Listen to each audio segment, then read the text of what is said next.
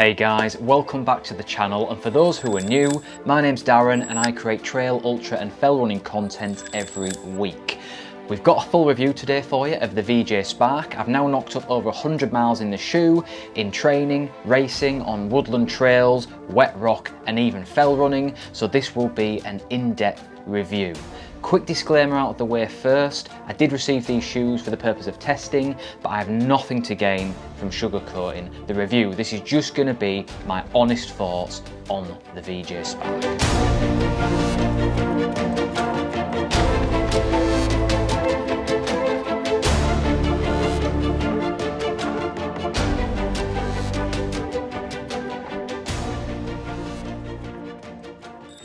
Let's kick things off with spec. So the VJ Spark comes in at 255 grams in a UK men's size 9. We've got 27mm in the heel, 22mm in the forefoot for a 5mm drop. That lug depth is 5mm as well, quite well separated with that butyl rubber. And if you have a look at VJ's website, they state it as a 4 out of 5 on the fit scale. For comparison, the VJ Ultra and the Max are a 4 as well. The iRock and the Extreme are a 2, but we'll go into much more detail on the fit and sizing later on in the video. First of all, let's get into a tour of the shoe as we see it without me skewering it with my opinion. So we'll begin with the lacing.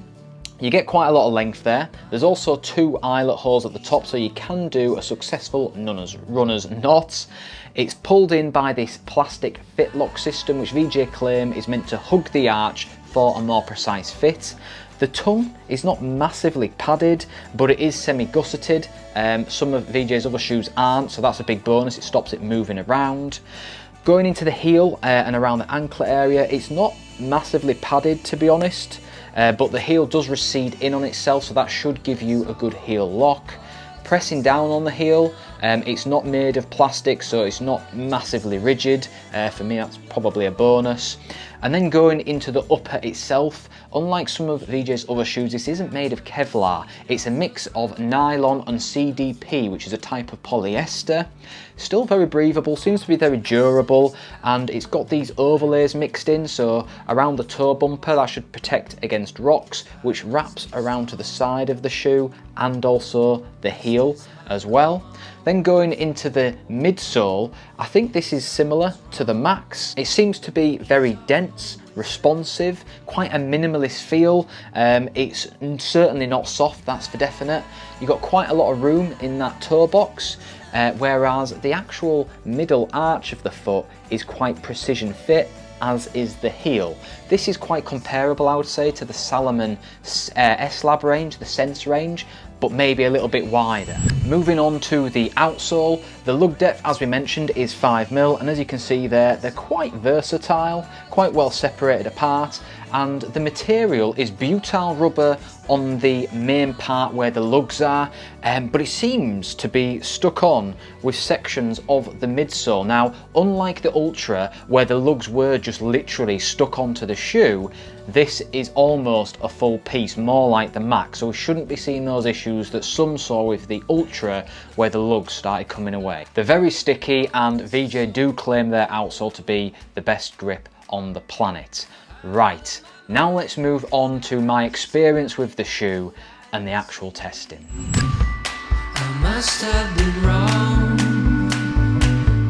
'cause your love is strong. Okay, let's begin with durability. Like I say, I've run over 100 miles in these shoes, and bar being dirty, I'll be honest, I've not spotted a single bit of wear.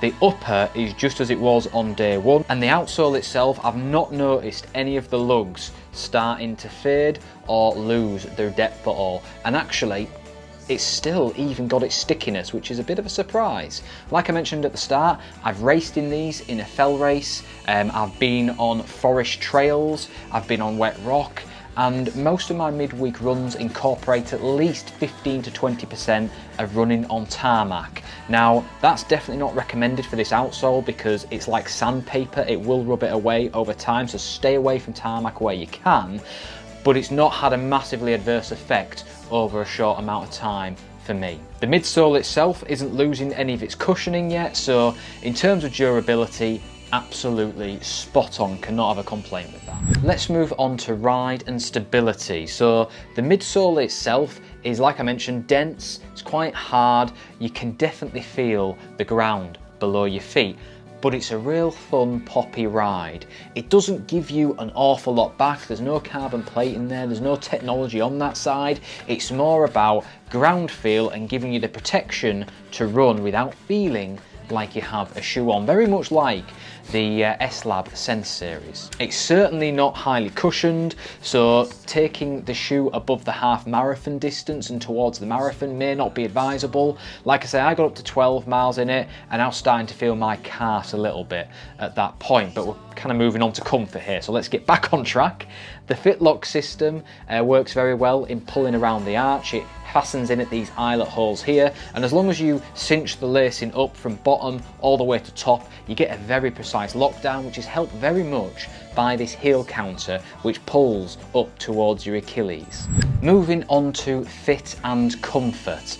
We'll begin with the midsole here. It may be 20 odd mil, but that does include that soft insole, which is quite thick. That does add a lot of comfort underfoot, but it's quite a dense midsole there. So I would say going up towards 12 miles is perfectly fine. It's a really fun ride if you're doing that, but if you're wanting comfort over a marathon distance or a longer race, this isn't really going to be the shoe for you, but that's not what the shoe is made for.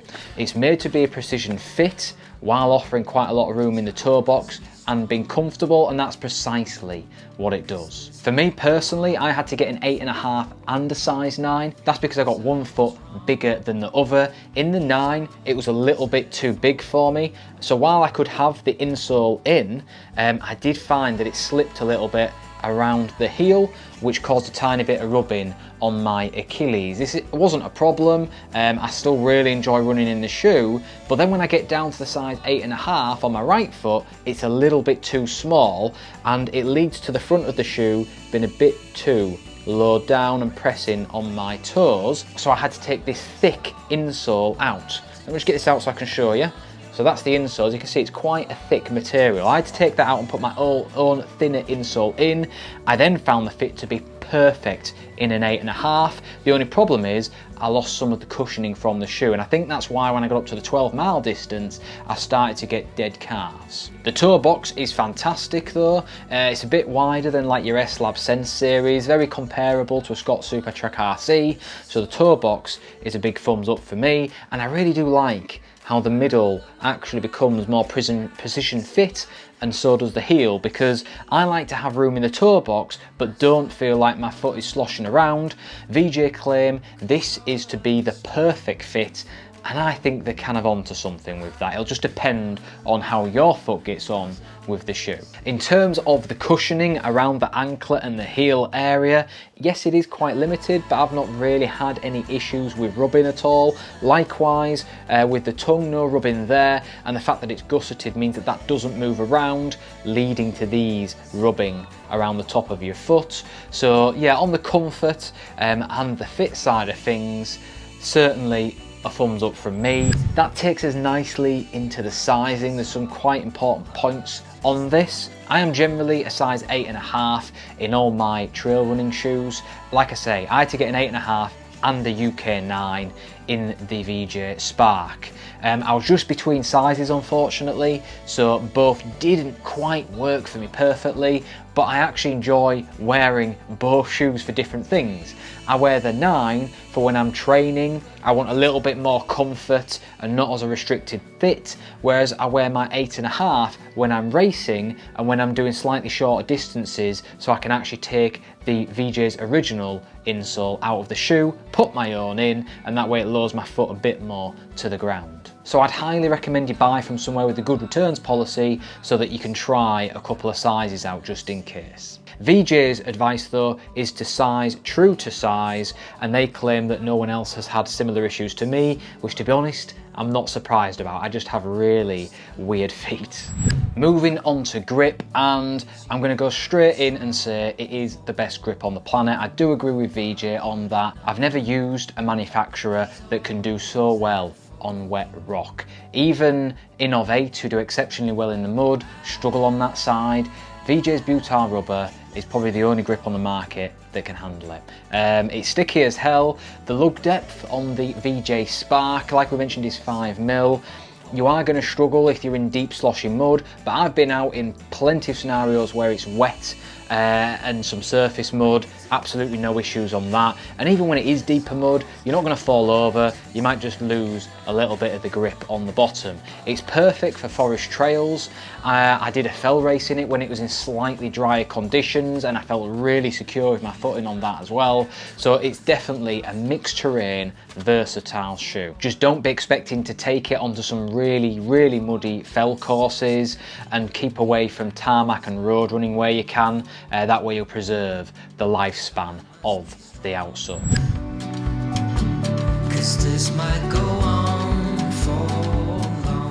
And that takes us nicely onto the end of the video and best use. Who is this shoe for and why should you use it? If you are a Hoka One user, or you really like that deep midsole, cushioned, soft feel under your foot, the VJ Spark is not the shoe for you. If you like something of the mix between the Scott Supertrack RC, the Salomon S-Lab Sense range, with a bit more room in the toe box, this should be superb. It's more of a minimalist shoe. I'd say you'd go up to the half marathon distance in it. I personally wouldn't go up to the marathon. I think my legs would start feeling it at that point. And you can use it on any terrain, whether that's woodland, fell, compact trail, just stay away from the road.